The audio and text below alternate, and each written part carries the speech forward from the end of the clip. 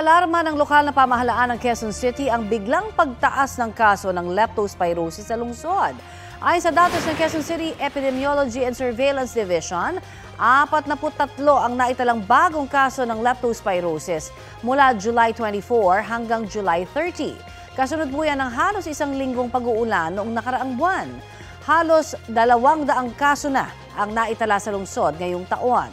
Mas mataas po yan ng 23% kumpara sa parehong panahon noong 2024. Ayon sa QCESD, karamihan sa mga tinamaan ng sakit ay dahil sa paglusong sa marumi at kontaminadong tubig gaya po ng baha.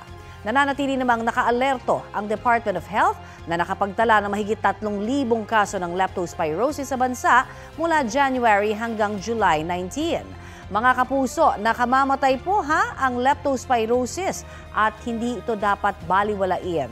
Paalala ng kagawaran, kung hindi maiwasang lumusong sa baha, ugaliing magsuot ng bota at kapote.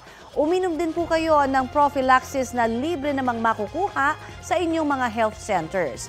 At syempre, agad na kumonsulta sa doktor.